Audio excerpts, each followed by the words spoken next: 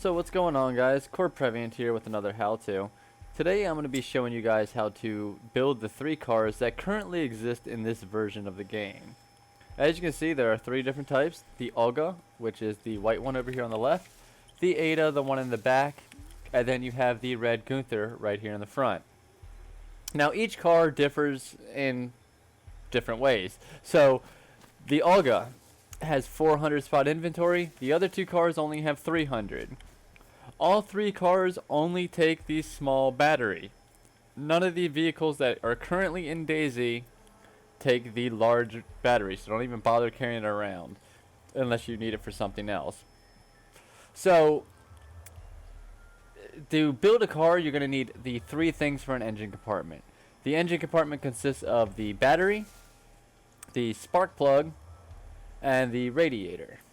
You will need one of each to start building the car. Each car will also need 4 tires. Now, keep in mind that in your inventory, if it is maxed out, the most you'll be able to carry is 2 tires.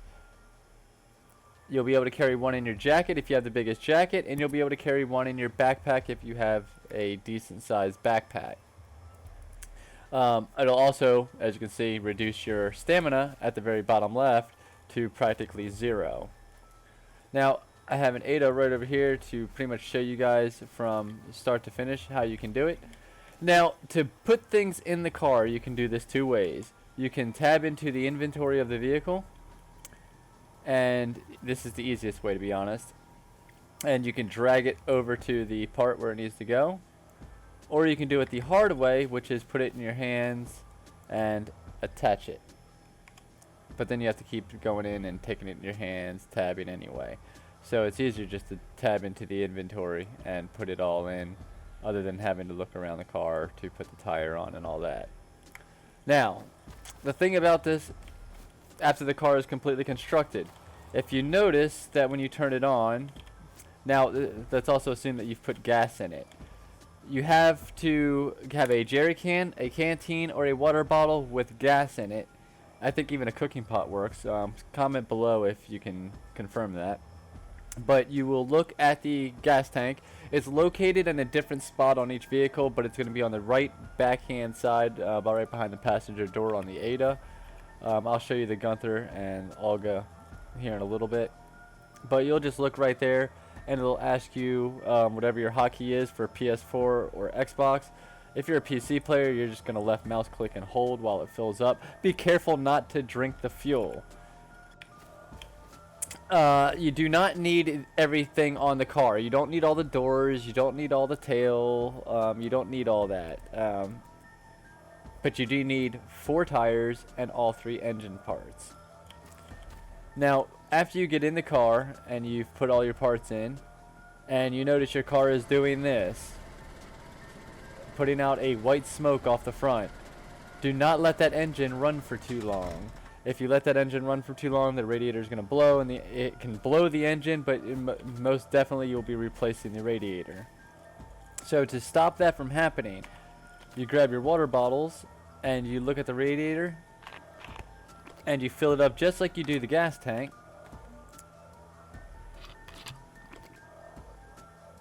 Using whatever your hotkey is. As I said, if you're on PlayStation, it's going to be different than Xbox. But it prompts you right when you have it in your hand and you're looking at it. As you can see, it's telling me to left click. After you've gotten enough water in it, you can close your hood if you have one.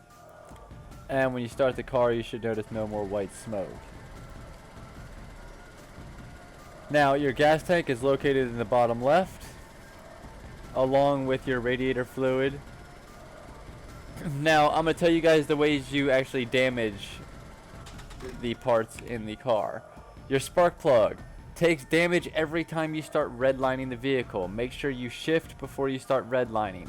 Every time you start redlining, it'll cause damage. The radiator will instantly get ruined if you hit the smallest of object at the smallest of speed. You have to be very, very careful with the cars. Batteries only die after you see the charge go completely down on the white.